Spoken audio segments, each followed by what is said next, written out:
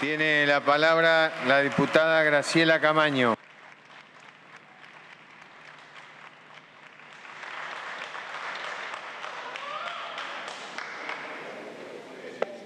Gracias, presidente.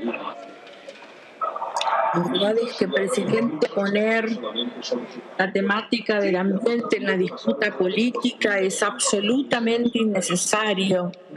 Es como una suerte de inventario, nosotros hicimos. Yo voy a hablar con los chicos que están en el recinto y les voy a contar algo. En la historia de la humanidad existió algo que se llamó el mayo francés. Fueron jóvenes franceses que salieron a la calle, que salieron a reclamar y que salieron inspirados en una obra literaria muy interesante que se llamó Primavera Silenciosa, de una bióloga marina, Rachel Carson, que fue publicado el 27 de septiembre de 1962. A ella le valió todas las adjetivaciones y la denostación, porque empíricamente comprobaban esa obra el efecto perjudicial que tenían los pesticidas en el medio ambiente y especialmente en las aves. Culpaba a la industria química de la creciente contaminación. Quienes tienen un poquito más de años recordamos lo que fue el Mayo francés al sentir de cualquier estudiante de más de 60. Y después hay también alguna otra página interesante, hace 50 años, que como siempre viene vinculada a una filosofía que comienza planteando de manera desprolija uno que otro y de manera sistemática la filosofía de la Iglesia. La Iglesia Católica, que por algo tiene tantos años sobre la tierra, siempre es la que examina de alguna manera y se interesa por el tema del momento. Y así fue como la Iglesia Católica fue precursora en lo que se denominaron los derechos sociales en las constituciones. El constitucionalismo social es alumbrado por las encíclicas papales. También la Iglesia Católica ha demostrado un interés tremendo en materia ambiental desde hace medio siglo, más allá de que Laudato Si y el Papa Francisco sean visualizados por las nuevas generaciones como el propulsor del discurso y de la necesidad de la mirada ajena al antropologismo y cercana al ecologismo. O sea que el tema ambiental, si bien es nuevo, son casi medio siglo nada más, no deja de ser un tema que tenga historia, y esto es lo que hay que empezar a aprender para sacarlo de la grieta de a ver quién es el que hizo más. Miren, si ustedes miran, y le digo a los jóvenes que están en el balcón, un segundo, diputada, le voy a pedir silencio en el recinto. Gracias, diputada. La enorme cantidad de legislación que tiene la Argentina, ustedes van a ver que hay como una suerte de hilo conductor.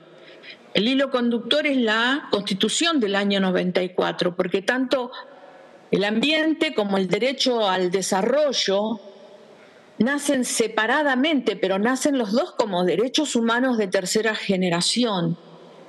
Nacen en reuniones de Naciones Unidas allá por el año 72.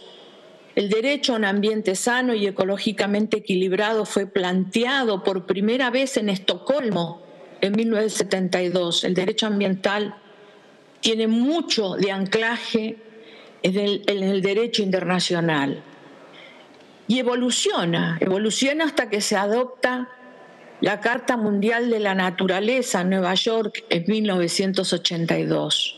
No estamos hablando de hace mucho tiempo, por eso yo siempre recalco que Argentina va acompasada en todos los gobiernos desde el advenimiento de la democracia, fundamentalmente poniendo a tiro y a prueba sus leyes.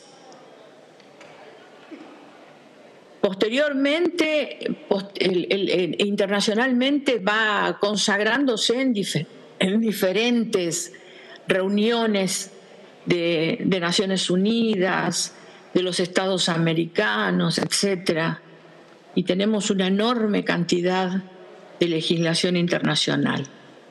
Pero también tenemos que saber que el derecho ambiental nace a la postre de catástrofes terribles, de catástrofes que han ocurrido y que ocurren permanentemente.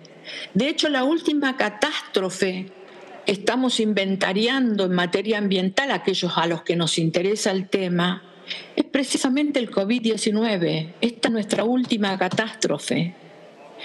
Minamata fue la primera, el hundimiento de la Moco Cádiz, del otro, Chernobyl, Love Canal en Nueva York en 1978, Bhopal en la India en 1984, Exxon, el derrame petrolero de 1989, el hundimiento del Prestige, un buque que se hunde en el 2002, la isla de la basura en el Pacífico, que ya triplicó el tamaño de Francia y a la que se refirió Leonardo en su discurso de cierre, 5 provincias argentinas, el retroceso de los glaciares que es sistemático, es impresionante. Miren, están hablando de la primera secretaria mujer del continente y que fue argentina y que fue en un gobierno peronista. Yo la vez pasada les comentaba en la comisión, Perón escribe una carta en el año 1972. A mí me llama siempre la atención porque es la carta de un exiliado, es la carta de un presidente repudiado y exiliado. Y en esa carta, que es muy atrevida, que vale mucho la pena leerla, léanla, no tiene desperdicio, máxime cuando uno se configura quién la escribe, dónde la escribe. Él dice algo que impacta. Esa carta fue escrita en el año 1972, les dice a los pueblos del mundo que había que hacer algo, que el ambiente era una prioridad. Y en la carta dice, en 20 años desaparecen 200 especies. ¿Saben cuántas especies están por desaparecer hoy? Alrededor de 5.000. Miren la diferencia que hay en tan poco tiempo. O sea que el deterioro del ambiente viene siendo absolutamente sustentable y cada vez es más terrible. Diputada, entre los desastres no quiero dejar de mencionar el desastre minero de Brasil del 19, el Sargasso en la costa caribeña de México, para ponerlo finalmente, como les dije anteriormente, al COVID. Estas son las cosas que nos tienen que invitar. Esta ley lo que va a generar es la idea de la conciencia ambiental en los 3 poderes del Estado, para que desde los 3 poderes del Estado dejemos de hablar de la partidocracia y empecemos a hablar de los grandes temas que nos preocupan. El ambiente debe ser un tema que nos preocupe y que nos ocupe. Gracias, presidente. Gracias, diputada.